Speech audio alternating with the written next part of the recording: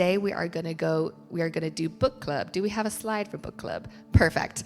Now, I know some people were expecting church, but I decided we were going to do book club. Anyone here enjoy reading books? Yeah, okay. We have quite a few people who enjoy reading books, actually. And I really enjoyed reading books. And at our two previous churches, we had a book club. And I'm not going to say that I'm going to start a book club, but if anybody here likes reading books and wants to start a book club, I'll come. The book we are going to be looking at today is a book called Unreasonable Hospitality by Will Guidara. I actually do have the physical book, but I forgot to bring it. Unreasonable Hospitality. This is a leadership book. Will Guidara, I don't know if he's a Christian or not. It's not specifically for Christians. He wrote it mainly for people in hospitality. So he is basically a restaurateur. And in the space of 7 years, he took over a mid-range brasserie in New York and took it from 0 stars to 3 Michelin stars, from not even being on the list of the top 50 restaurants in the world to the #1 restaurant in the world in the space of 7 years. And so Unreasonable Hospitality is a lot of the concepts and the motivations behind it. So AI nowadays is running rampant. It is so huge. Everyone uses AI. But the statistics from the BBC recently is that 1 in 3 people have used AI for relational connection, so have poured out problems in the past and sought guidance from AI. And 1 in 25 people regularly seek connection and interaction from AI. So what that looks like is that in this room, at least one person every single day is getting their relationship and getting their interaction from AI, from computer.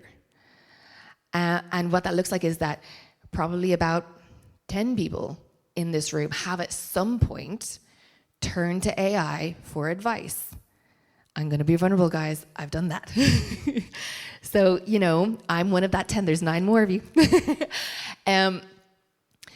But that's not what God calls us to do. He doesn't put us down on earth and say, okay, be in relationship with AI and me. No, he says be in relationship with each other. That's what we're created for. And so I believe that the church is the hope of the world, but that people can find Jesus through other people. People can feel the love of Jesus through people.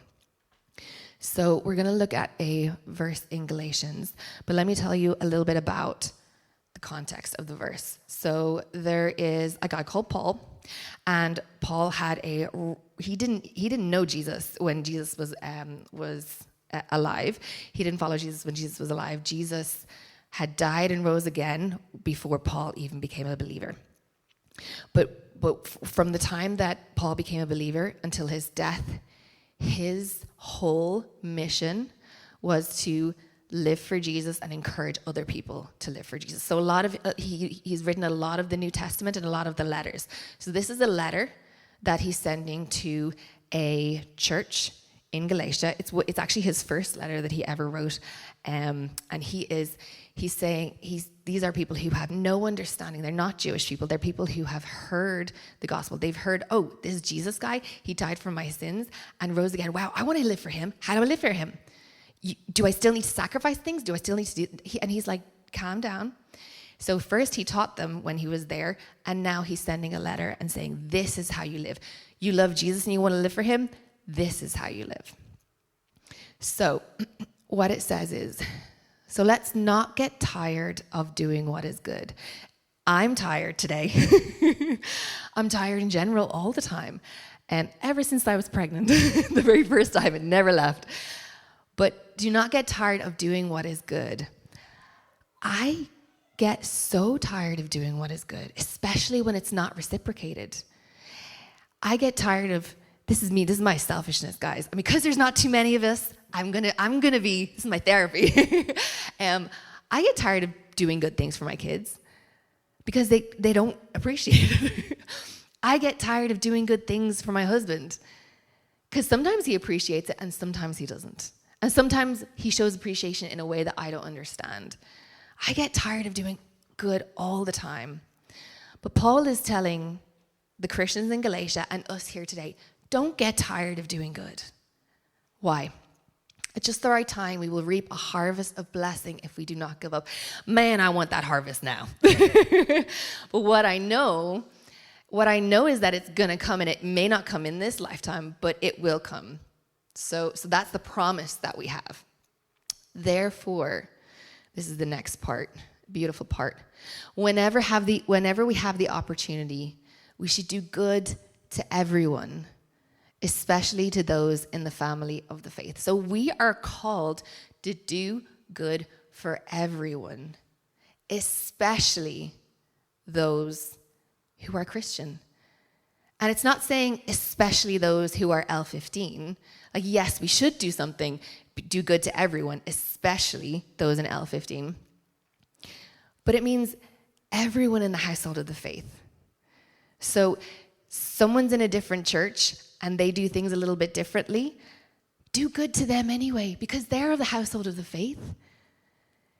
Maybe there's a church where everyone comes wearing suits and ties, and that's not our style, but that's not wrong. They're brothers and sisters in Christ. We're going to be singing in heaven with them. So whenever we have the opportunity, we should do good to everyone, especially to those in the family of the faith. But do we ever see opportunity? And if we see opportunity, do we ever do something about it?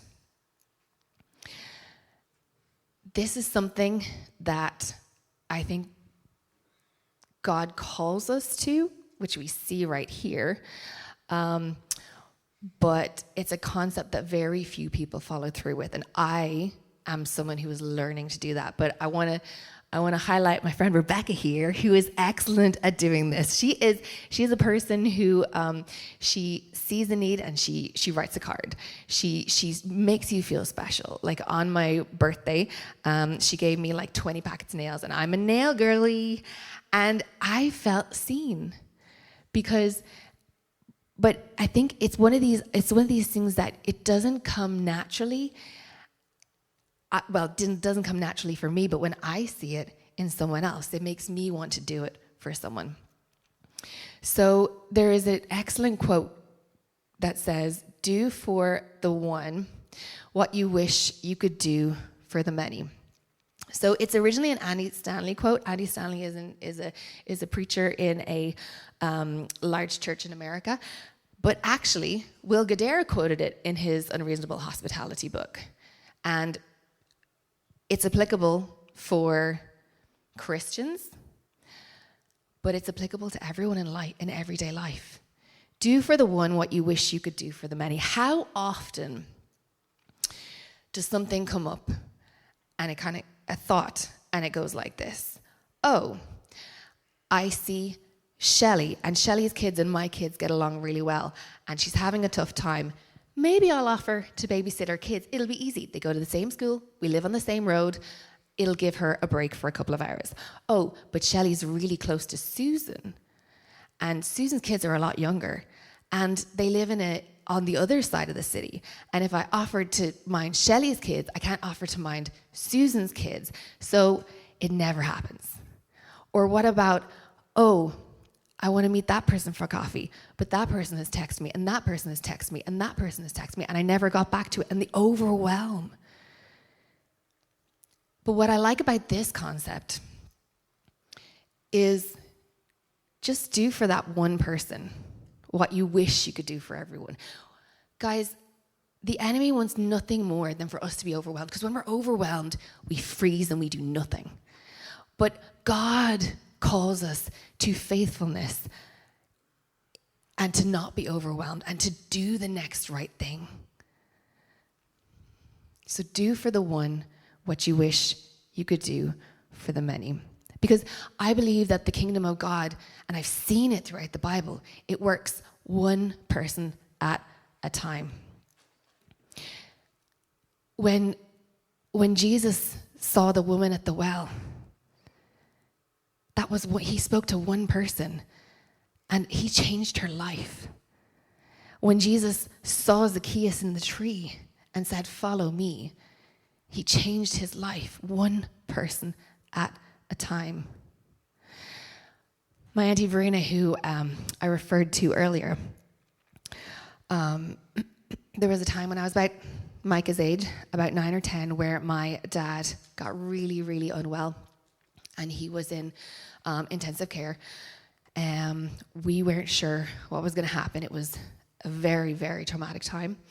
And she showed up to our doorstep with a week's worth of groceries. And these were not last week of the month groceries. These were, I've just gotten a bonus groceries. It wasn't okie dokies, it was hunky dories. It was Heinz beans, Heinz ketchup, Andrex toilet paper, my first and last time. But in that moment, what was a very traumatic time, there was just a little bit of joy.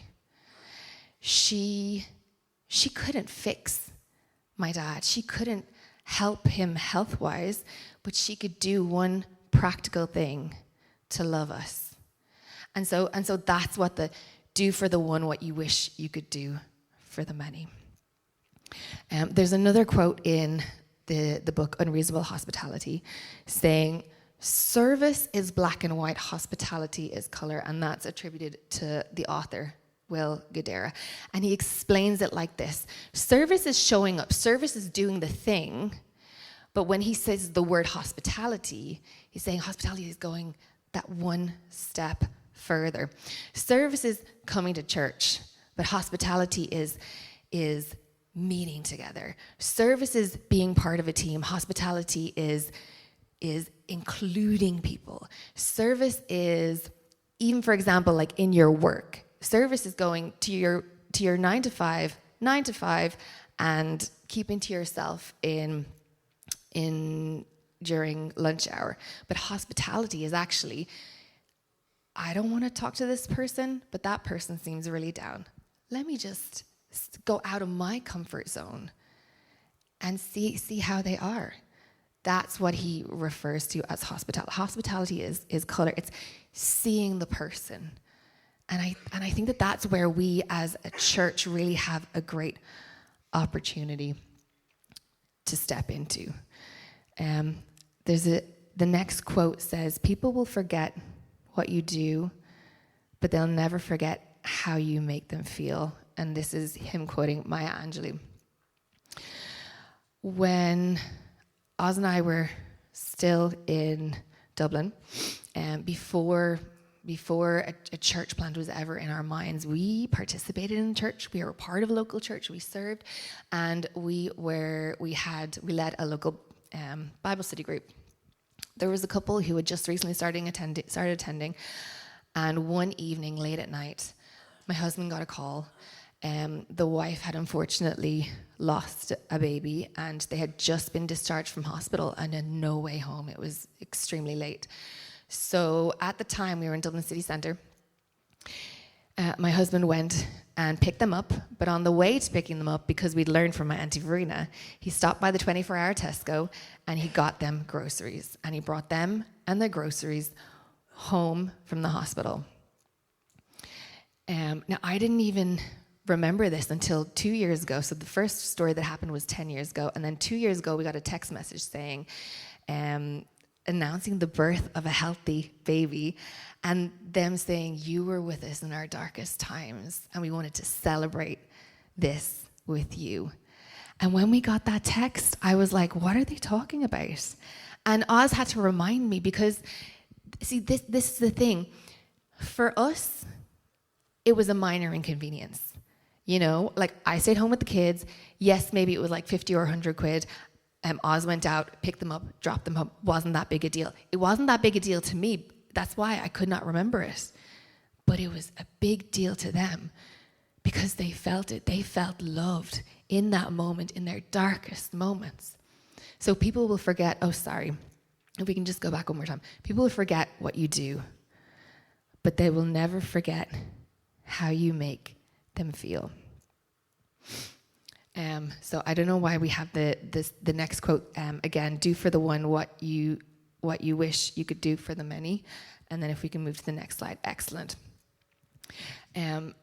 So that is my first point today, is to do for the one what you wish you could do for the many. We had a beautiful story from another church that really encapsulated this, and it was a girl on kids team who kept showing up, and one Sunday she didn't show up, and her sister was there, and the lady who was running it asked where she was, because she was always there, and she said, you know what, actually she's in hospital, she's giving birth, it's a surprise pregnancy. She's hid it. There's a lot of shame involved. And this is a team member, part of the church. And the pastor of that church immediately made sure that her team leader had the credit card and went out and bought a pram and a bassinet and clothes. And he gave... They actually had a really great time shopping for it. He gave the team leader and his wife the authority and said, whatever you want for your baby, buy it for her. And that's what it looks like. Do for the one what you wish you could do for the many. No church has that in their budget, but they can do it for one. And if we can do it for one, we will. And that's the impact that can have. Now that is a very expensive example, but she is a key member in their team. And you know what that was? That was Jesus' love in action. That's the Jesus of the Bible. That's not the church. That's not how sometimes the church would see it. That's the Jesus of the Bible who says, leave your guilt, leave your shame, and just follow me. I love you. And so now Paul also wrote to the Thessalonian church. We're going to look at it up here. It's so good. It's on my t-shirt. We share more than Sundays. We loved you so much that we shared with you not only God's good news, but our own lives too. So he's writing this letter to a group of people and encouraging them how to live. He had gone and he had spent time speaking there, preaching there, and he knew that they knew the gospel. He knew that they knew the good word, the good news, because he was the one who presented it. But he didn't just come and give information. No, we loved you so much that we shared with you not only God's good news. I mean, we could put a full stop there and be like, actually, sharing God's good news, that's the difference between eternal life and death. Like, that's enough. You could love me, you could love me to the ends and back and just share with me God's good news and I will feel loved. But no, he took it further and said, but we shared our own lives too. And that's what the church is. The church is not this. This is Sunday service. And this is a part of what the church does. But the church is in the everyday. The church is on the Monday texting someone and saying, how are you doing? The church is in the Tuesday going for coffee with someone. The church is in the Wednesday, going to Alpha. The church is in the Thursday when you meet up with someone for coffee. The church is in the Friday just dropping over a meal to someone. The church is in the Saturday band practice where we meet up and we do Bible study and we worship together, not only rehearse. The church is in, yes, the church is in our team meetings in the morning. The church, this is also the church, but the church is in the Sunday afternoons when you go for lunch. When you look at someone and say, I've not had a conversation with you. Let's go for lunch. Let's share our lives with each other. And I think we had an amazing experience of that last week, where we went to the barbecue where Kerman and Janice opened up their home. And it was so fantastic how so many people were so generous and there was so much food and we just had a good time and we shared our lives, we shared stories, we shared a lot of bad karaoke from me, but a lot of laughs, and that is the church. The church, again, it's not just Sunday service. And this is why on a Sunday we do have such a specific time length. It's intentional. It's intentional that we're done at 12. Why? So that you can not only go to church, but you can be the church. So that on Sunday afternoons, you have that time, that opportunity to be the church and share your life. So guys, I have a radical challenge for you before we finish up. It's two things actually, and it's based on our two verses that we came from. There we go. So from Galatians, do for one what you wish you could do for the many. And I'm gonna pause right here, and this is not a soundbite. This is a challenge for you guys. And I want you right now to think of someone either in this room or in the kids' room. And I want you to think of a person and what you're gonna do. So I want you to now commit. I'm not gonna go around the room and put pressure on, but I want you, if any of this has resonated with you, if any of this hits you, I want you to think of something nice that you can say or do for someone. Let me give you some examples. You can send a text. You can invite someone out for coffee. You can invite someone over for lunch. You can have a chat with someone. Make someone feel seen. It doesn't have to cost money. So I'm going to now, I have someone in my mind, and I'm committing to doing something for them. So I'm going to do for the one what I wish I could do for the many. And I'm sorry if I don't offer anyone a cup of coffee because I'm finite, just like you guys. But you know what? If every single person in here invites one person for a cup of coffee, think of the difference that's going to make. So do for the one what you wish you could do for the many. And I pray in Jesus' name that we do that one thing this week. If there's anything that you take away from this, is that one action. And then my second challenge to you, share your life. And isn't that probably the harder challenge? You know, do for the one, yeah, I can send a text. You know, do for the one, yeah, I can, show up with groceries, because that's easy, because it's showing them love, but then I can pull away again. But sharing your life is vulnerable. Sharing your life means being seen. Sharing your life, actually, it can be dangerous. But this is where we see Jesus' example. He didn't just give the information and say, there you go, be done with it. He stepped into humanity. He shared his life.